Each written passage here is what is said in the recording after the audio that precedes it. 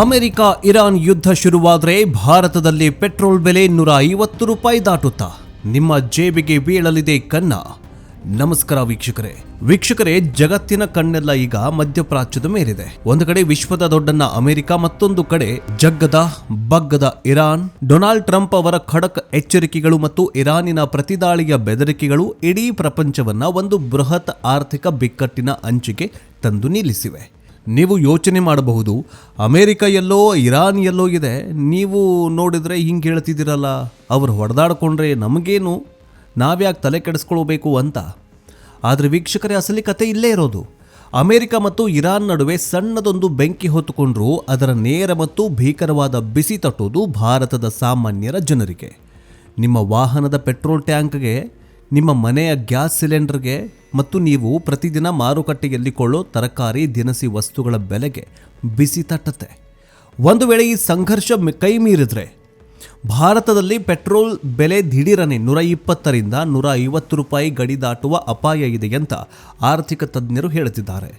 ಅಷ್ಟಕ್ಕೂ Iran America ಜಗಳಕ್ಕೂ ನಮ್ಮ petrol ಬಂಕ್ಗೂ ಇರುವ ಲಿಂಕ್ ಏನು?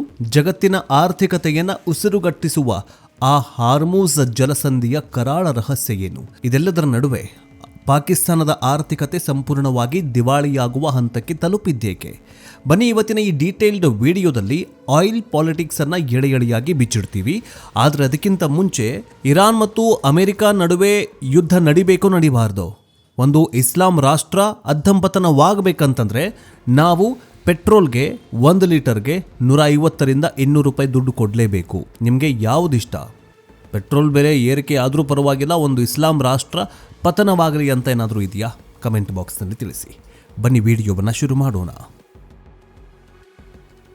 ವೀಕ್ಷಕರೇ, ಭಾರತದ ಮೇಲಾಗುವ ಪರಿಣಾಮವನ್ನು ಅರ್ಥ ಮಾಡಿಕೊಳ್ಳುವ ಮುನ್ನ ನಾವು ಮಧ್ಯಪ್ರಾಚ್ಯದ ಭೂಪಟವದಲ್ಲಿರುವಂತಹ ಸಣ್ಣದೊಂದು ಆದರೆ ಅತ್ಯಂತ ಅಪಾಯಕಾರಿ ಜಾಗದ ಬಗ್ಗೆ ತಿಳಿದುಕೊಳ್ಳಬೇಕು.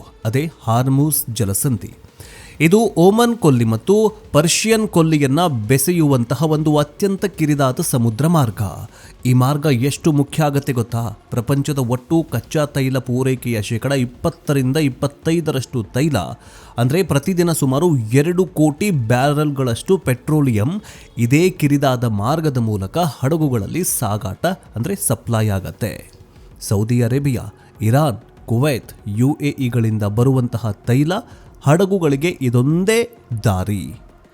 ಈಗ ಅಮೆರಿಕದ ಅಧ್ಯಕ್ಷ ಡೊನಾಲ್ಡ್ ಟ್ರಂಪ್ ಅವರು ಇರಾನ್ ಮೇಲೆ ಕಠಿಣ ನಿರ್ಬಂಧಗಳನ್ನು ಹೇರ್ತಾ ಇದ್ದಂತೆ ಇರಾನ್ ಜಗತ್ತಿಗೆ ಒಂದು ನೇರ ಬೆದರಿಕೆ ಹಾಕಿದೆ. ಒಂದು ವೇಳೆ ಅಮೆರಿಕ ನಮ್ಮ ಮೇಲೆ ಆಕ್ರಮಣ ಮಾಡಿದ್ರೆ ಅಥವಾ ನಮ್ಮ ತೈಲ ಮಾರಾಟಕ್ಕೆ ಅಡ್ಡಿಪಡಿಸಿದ್ರೆ ನಾವು ಈ ಹಾರ್ಮೂಜ್ ಜಲಸಂಧಿಯನ್ನು ಸಂಪೂರ್ಣವಾಗಿ ಮುಚ್ಚಿಬಿಡ್ತೇವೆ.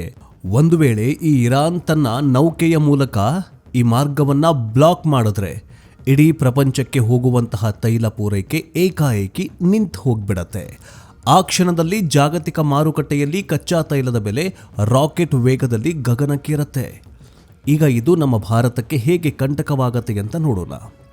ವೀಕ್ಷಕರೇ, ಭಾರತ ಒಂದು ಬೃಹತ್ ಆರ್ಥಿಕತೆ, ಆದರೆ ನಮಗೆ ಬೇಕಾಗಿರುವಂತಹದ್ದು ಇಂಧನದಲ್ಲಿ 80-85% ನಾವು ಹೊರದೇಶಗಳಿಂದನೇ ಆಮದು ಮಾಡ್ಕೊಳ್ತೀವಿ, ಅಂದರೆ ಇಂಪೋರ್ಟ್ ಮಾಡ್ಕೊಳ್ತೇವೆ. ಅದರಲ್ಲಿ ಅತಿ ಹೆಚ್ಚು ತೈಲ ಬರೋದು ಇದೇ ಗಲ್ಫ್ ರಾಷ್ಟ್ರಗಳಿಂದ, ಇದೇ ಹಾರ್ಮೂಜ್ ಜಲಸಂಧಿಯಿಂದ. ಒಂದು ವೇಳೆ ಇರಾನ್ ಅಮೆರಿಕ ಸಂಘರ್ಷದಿಂದ ತೈಲ ಪೂರೈಕೆ ಸ್ಥಗಿತಗೊಂಡ್ರೆ ಅಥವಾ ತೈಲ ಹಡಗುಗಳ ಮೇಲೆ ದಾಳಿಯಾದರೆ ಭಾರತಕ್ಕೆ ಬರುವ ತೈಲದ ಪ್ರಮಾಣ ತೀವ್ರವಾಗಿ ಕುಸಿಯೋದಕ್ಕೆ ಶುರುವಾಗುತ್ತೆ. ಬೇಡಿಕೆ ಅಷ್ಟೇ ಇರುತ್ತೆ, ಆದರೆ ಪೂರೈಕೆ ಕಡಿಮೆಯಾದಾಗ ಕಚ್ಚಾ ತೈಲದ ಬೆಲೆ ಬ್ಯಾರೆಲ್ಗೆ $100 ಅಥವಾ $120 ದಾಟಬಹುದು. ತೈಲವನ್ನು ದುಬಾರಿ ಬೆಲೆಗೆ ಕೊಂಡುಕೊಳ್ಳುವ ಅನಿವಾರ್ಯತೆ ಭಾರತ ಸರ್ಕಾರಕ್ಕೆ ಎದುರಾಗತ್ತೆ. ಇದರ ನೇರ ಪರಿಣಾಮ ಮರುದಿನವೇ ನಿಮ್ಮ ಊರಿನ ಪೆಟ್ರೋಲ್ ಬಂಕ್ಗಳಲ್ಲಿ ಪೆಟ್ರೋಲ್ ಮತ್ತು ಡೀಸೆಲ್ ದರ $10-20 ಏರಿಕೆಯಾಗಿ ಹೊಸ ದಾಖಲೆ ಬರೆಯುತ್ತೆ. ಪೆಟ್ರೋಲ್ ಬೆಲೆ ಏರಿಕೆಯಾದರೆ ಕೇವಲ ಬೈಕ್, ಕಾರು ಓಡಿಸೋರಿಗೆ ಮಾತ್ರ ತೊಂದರೆ ಆಗುತ್ತೆ ಅಂತ ನೀವೇನು ಅನ್ಕೊಳ್ಳೋಕೆ ಹೋಗಬೇಡಿ. ಇದರ ಇಂಧನ ದರ ಏರಿಕೆ ಅನ್ನೋದು ಒಂದು ಡೊಮಿನೋ ಎಫೆಕ್ಟ್, ಅಂದರೆ ಚೈನ್ ಸರಪಳಿ ಇದ್ದ ಹಾಗೆ. ಇದು ಪ್ರತಿಯೊಂದು ವಲಯವನ್ನು ಸುಟ್ಟು ಹಾಕಿಬಿಡತ್ತೆ. ಭಾರತದಲ್ಲಿ ಪ್ರತಿಯೊಂದು ಸರಕು ಸಾಮಗ್ರಿಗಳನ್ನು ಸಾಗಿಸೋದು ಲಾರಿಗಳು ಮತ್ತು ಟ್ರಕ್ಗಳ ಮೂಲಕ. ಯಾವಾಗ ಡೀಸೆಲ್ ಬೆಲೆ ದುಬಾರಿ ಆಗುತ್ತೋ ಸಾರಿಗೆ ವೆಚ್ಚ, ಅಂದರೆ ಈ ಟ್ರಾನ್ಸ್ಪೋರ್ಟ್, ಬಸ್ ದರ ಏರಿಕೆಯಾಗತ್ತೆ, ಟಿಕೆಟ್ ದರ ವಿಪರೀತವಾಗಿ ಹೆಚ್ಚಳವಾಗತ್ತೆ. ರೈತನ ಹೊಲದಿಂದ ಮಾರ್ಕೆಟ್ಗೆ ಬರುವಂತಹ ತರಕಾರಿಗಳು, ಹಣ್ಣು, ಫ್ಯಾಕ್ಟರಿಯಿಂದ ಬರುವಂತಹ ಬೇಳೆಕಾಳುಗಳು, ಅಕ್ಕಿ, ಗೋಧಿ, ಸೋಪು, ಶಾಂಪೂ ಪ್ರತಿಯೊಂದರ ದರವೂ ಕೂಡ ದಿಢೀರನೆ ಹೆಚ್ಚಾಗತ್ತೆ. ಇದನ್ನ ನಾವು ಆರ್ಥಿಕ ಭಾಷೆಯಲ್ಲಿ ಹಣದುಬ್ಬರನೋ ಅಥವಾ ಇನ್ಫ್ಲೇಷನ್ ಅಂತ ಕರಿತೀವಿ. ಹಣದುಬ್ಬರ ಮಿತಿ ಮೀರಿದಾಗ ರಿಸರ್ವ್ ಬ್ಯಾಂಕ್ ಆಫ್ ಇಂಡಿಯಾ ಅನಿವಾರ್ಯವಾಗಿ ಬಡ್ಡಿ ದರಗಳನ್ನು ಹೆಚ್ಚು ಮಾಡುತ್ತೆ. ಬಡ್ಡಿ ದರ ಹೆಚ್ಚಾದರೆ ನೀವು ತೆಗೆದುಕೊಂಡಿರುವ ಹೋಮ್ ಲೋನ್, ಕಾರ್ ಲೋನ್ ಮತ್ತು ಪರ್ಸನಲ್ ಲೋನ್ಗಳ EMI ಕೂಡ ಹೆಚ್ಚಾಗತ್ತೆ. ನೋಡಿದ್ರಲ್ಲ ವೀಕ್ಷಕರೇ, ಸಾವಿರಾರು ಕಿಲೋಮೀಟರ್ ದೂರದಲ್ಲಿ ಅಮೆರಿಕ ಮತ್ತು ಇರಾನ್ ನಡುವೆ ನಡೆಯುವಂತಹ ಒಂದು ಜಗಳ, ಒಂದು ಹೇಳಿಕೆ ನಿಮ್ಮ ತಿಂಗಳ ಬಜೆಟನ್ನು ಹೇಗೆ ಸಂಪೂರ್ಣವಾಗಿ ಬುಡಮೇಲು ಮಾಡಿ ಹಾಕತ್ತೆ ಅಂತ. ಇಷ್ಟಕ್ಕೆ ಮುಗಿಯೋದಿಲ್ಲ. ಕಚ್ಚಾ ತೈಲವನ್ನು ಕೊಳ್ಳೋದಕ್ಕೆ ಭಾರತ ಅಂತಾರಾಷ್ಟ್ರೀಯ ಮಾರುಕಟ್ಟೆಯಲ್ಲಿ ಡಾಲರ್ಗಳಲ್ಲಿ ಹಣವನ್ನು ಪಾವತಿ ಮಾಡಬೇಕು. ತೈಲ ದುಬಾರಿಯಾದಾಗ ಭಾರತ ತನ್ನ ಬಳಿ ಇರುವ ಹೆಚ್ಚೆಚ್ಚು ಡಾಲರ್ಗಳನ್ನು ಖರ್ಚು ಮಾಡಬೇಕಾಗತ್ತೆ. ಇದರಿಂದ ಅಂತಾರಾಷ್ಟ್ರೀಯ ಮಟ್ಟದಲ್ಲಿ ಡಾಲರ್ ಎದುರು ಭಾರತೀಯ ರೂಪಾಯಿಯ ಮೌಲ್ಯ ತೀವ್ರವಾಗಿ ಕುಸಿಯುತ್ತೆ. ರೂಪಾಯಿ ಮೌಲ್ಯ ಕುಸಿದ್ರೆ ನಾವು ಆಮದು ಮಾಡಿಕೊಳ್ಳುವಂತಹ ಎಲೆಕ್ಟ್ರಾನಿಕ್ಸ್, ಮೊಬೈಲ್ ಫೋನ್ಸ್, ಚಿನ್ನದ ಬೆಲೆ ಎಲ್ಲವೂ ಕೂಡ ದುಬಾರಿಯಾಗತ್ತೆ.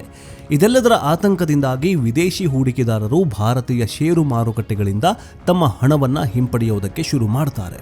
ಇದರಿಂದ ಸೆನ್ಸೆಕ್ಸ್ ಮತ್ತು ನಿಫ್ಟಿ ಪಾತಾಳಕ್ಕೆ ಕುಸಿದು ಹೂಡಿಕೆದಾರರಿಗೆ ಲಕ್ಷಾಂತರ ಕೋಟಿ ರೂಪಾಯಿ ನಷ್ಟ ಉಂಟಾಗತ್ತೆ. ಇದೆಲ್ಲದರ ನಡುವೆ ನಾವು ನಮ್ಮ ನೆರೆಯ ರಾಷ್ಟ್ರ ಪಾಕಿಸ್ತಾನದ ಪರಿಸ್ಥಿತಿಯನ್ನು ಕೂಡ ಒಮ್ಮೆ ನೋಡಲೇಬೇಕು. ಭಾರತ ಈ ಜಾಗತಿಕ ಬಿಕ್ಕಟ್ಟನ್ನು ಎದುರಿಸುವುದಕ್ಕೆ ತನ್ನದೇ ಆದ ಬಲಿಷ್ಠ ಆರ್ಥಿಕ ಬುನಾದಿಯನ್ನು ಹೊಂದಿದೆ. ನಮ್ಮಲ್ಲಿ ಬಿಲಿಯನ್ ಗಟ್ಟಲೆ ಡಾಲರ್ ವಿದೇಶಿ ವಿನಿಮಯ ಮೀಸಲು ಇದೆ. ಜೊತೆಗೆ ಮಂಗಳೂರು, ಪಾದೂರು, ವಿಶಾಖಪಟ್ಟಣಂಗಳಲ್ಲಿ ತುರ್ತು ಬಳಕೆಗಾಗಿ ಲಕ್ಷಾಂತರ ಟನ್ ಕಚ್ಚಾ ತೈಲವನ್ನು ಸ್ಟ್ರಾಟಜಿಕ್ ಪೆಟ್ರೋಲಿಯಂ ರಿಸರ್ವ್ನಲ್ಲಿ ಮುಂಚಿತವಾಗಿ ಶೇಖರಿಸಿ ಇಡಲಾಗಿದೆ. ಅಲ್ಲದೆ ರಷ್ಯಾದಿಂದಲೂ ರಿಯಾಯಿತಿ ದರದಲ್ಲಿ ತೈಲ ಖರೀದಿಸುವ ರಾಜತಾಂತ್ರಿಕ ಚಾತುರ್ಯ ಭಾರತಕ್ಕಿದೆ. ಒಂದು ವೇಳೆ ಭಾರೀ ಬಿಕ್ಕಟ್ಟು ಬಂದರೂ ಭಾರತ ಅದನ್ನು ತಾಳಿಕೊಳ್ಳುವಷ್ಟು ಶಕ್ತಿಯನ್ನು ಹೊಂದಿದೆ. ಆದರೆ ಪಾಕಿಸ್ತಾನದ ಕತೆ ಹಾಗಲ್ಲ. ಪಾಕಿಸ್ತಾನ ಆರ್ಥಿಕವಾಗಿ ಸಂಪೂರ್ಣವಾಗಿ ದಿವಾಳಿಯಾಗಿದೆ. ಅವರ ಬಳಿ ಒಂದು ತಿಂಗಳು ಆಮದಾಗುವಷ್ಟು ಬೇಕಾಗಿರುವಂತಹ ಡಾಲರ್ ಉಳಿದಿಲ್ಲ. IMFನ ಬಳಿ ಭಿಕ್ಷಾಪಾತ್ರೆ ಹಿಡಿದುಕೊಂಡು ನಿಂತಿರುವ ಪಾಕಿಸ್ತಾನಕ್ಕೆ ಈ ಅಮೆರಿಕ ಇರಾನ್ ಸಂಘರ್ಷ ಅಕ್ಷರಶಃ ಕೊನೆಯ ಮೊಳೆಯಾಗಲಿದೆ.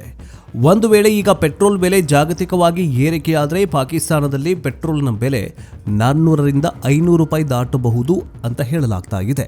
ಆಗ ಅಲ್ಲಿನ ಜನತೆ ರೊಚ್ಚಿಗೆದ್ದು ಆತಂಕಕಾರಿ ದಂಗೆಗಳು ಶುರುವಾಗತ್ತೆ. ಉಗ್ರರಿಗೆ ಕುಮ್ಮಕ್ಕು ನೀಡುತ್ತಾ ತನ್ನ ದೇಶದ ಆರ್ಥಿಕತೆಯನ್ನು ಮರೆತಂತಹ ಪಾಕಿಸ್ತಾನಕ್ಕೆ ಇದು ಜಾಗತಿಕ ಆರ್ಥಿಕತೆ ನೀಡ್ತಾ ಇರುವ ಅತಿದೊಡ್ಡ ಎಚ್ಚರಿಕೆಯಾಗಿದೆ. ಒಟ್ಟಾರೆಯಾಗಿ ಹೇಳೋದಾದರೆ ವೀಕ್ಷಕರೇ, ಮಧ್ಯಪ್ರಾಚ್ಯದಲ್ಲಿ ಶಾಂತಿ ಕದಡಿದ್ರೆ ಇಡೀ ಪ್ರಪಂಚದ ಆರ್ಥಿಕತೆಗೆ ಜ್ವರ ಬರುತ್ತೆ. ಭಾರತ ಸರ್ಕಾರ ಪ್ರಸ್ತುತ ಈ ಪರಿಸ್ಥಿತಿಯನ್ನು ಅತ್ಯಂತ ನಿಕಟವಾಗಿ ಗಮನಿಸ್ತಾಗಿದ್ದು, ಇರಾನ್ ಮತ್ತು ಅಮೆರಿಕ ಎರಡೂ ದೇಶಗಳ ಜೊತೆ ತನ್ನ ರಾಜತಾಂತ್ರಿಕ ಸಂಬಂಧವನ್ನು ಬಳಸಿಕೊಂಡು ಯಾವುದೇ ರೀತಿಯ ತೈಲ ಪೂರೈಕೆಯಲ್ಲಿ ವ್ಯತ್ಯಯವಾಗದಂತೆ ಎಚ್ಚರಿಕೆ ವಹಿಸಲಾಗಿದೆ. ನಿಮಗೇನನ್ಸುತ್ತೆ ವೀಕ್ಷಕರೇ? ಒಂದು ವೇಳೆ ಈ ಜಾಗತಿಕ ಸಂಘರ್ಷದಲ್ಲಿ ಭಾರತದಲ್ಲಿ ಪೆಟ್ರೋಲ್ ಬೆಲೆ 150 ರೂಪಾಯಿ ದಾಟಿದ್ರೆ ಜನಸಾಮಾನ್ಯರ ಬದುಕು ಏನಾಗಬಹುದು? ಇಂಧನ ಬೆಲೆ ಏರಿಕೆಯ ಬಿಸಿಯನ್ನು ತಡೆಯೋದಕ್ಕೆ ಭಾರತ ಸರ್ಕಾರ ಈಗಿನಿಂದಲೇ ಯಾವ ಕ್ರಮಗಳನ್ನು ತೆಗೆದುಕೊಳ್ಳಬೇಕು? ಎಲೆಕ್ಟ್ರಾನಿಕ್ ವಾಹನಗಳಂದರೆ EV ಬಳಕೆಗೆ ಮತ್ತಷ್ಟು ಒತ್ತು ನೀಡಬೇಕಾ? ನಿಮ್ಮ ಅತ್ಯಮೂಲ್ಯವಾದ ಅನಿಸಿಕೆಯನ್ನು ಕಮೆಂಟ್ ಬಾಕ್ಸ್ನಲ್ಲಿ ತಪ್ಪದೆ ತಿಳಿಸಿ, ಚರ್ಚೆ ಮಾಡೋಣ. ಭಾರತದ ಆರ್ಥಿಕತೆಯ ಮೇಲೆ ನೇರ ಪರಿಣಾಮ ಬೀರುವ ಈ ಅತ್ಯಂತ ಮಹತ್ವದ ಆರ್ಥಿಕ ವಿಶ್ಲೇಷಣೆಯನ್ನು ಪ್ರತಿಯೊಬ್ಬ ಭಾರತೀಯನಿಗೂ ಅರ್ಥವಾಗುವಂತೆ ಈ ವಿಡಿಯೋವನ್ನು ನಿಮ್ಮ ವಾಟ್ಸ್ಆ್ಯಪ್ ಮತ್ತು ಫೇಸ್ಬುಕ್ ಗ್ರೂಪ್ಗಳಲ್ಲಿ ಮರೆಯದೆ ಶೇರ್ ಮಾಡಿ. ನೆಕ್ಸ್ಟ್ ಅಪ್ಡೇಟ್ನೊಂದಿಗೆ ಮತ್ತೆ ಬೇಗ ವಾಪಸ್ ಬರ್ತೀವಿ. ಜೈ ಹಿಂದ್, ಜೈ ಕರ್ನಾಟಕ, ವಂದೇ ಮಾತರಂ.